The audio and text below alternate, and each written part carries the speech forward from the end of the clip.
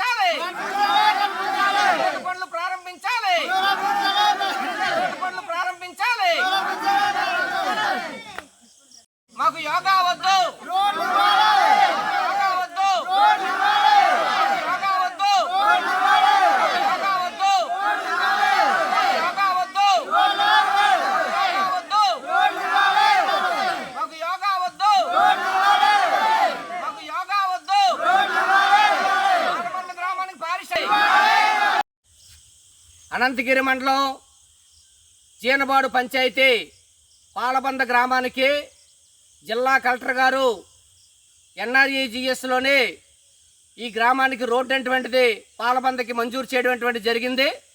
ఈ పాలబందకి రోడ్డు అయితే ఏదైతే మంజూరు చేశారో ఆ రోడ్డు పనులు అటువంటివి కొనసాగేటువంటి పరిస్థితి ఈరోజు కనిపించట్లేదు.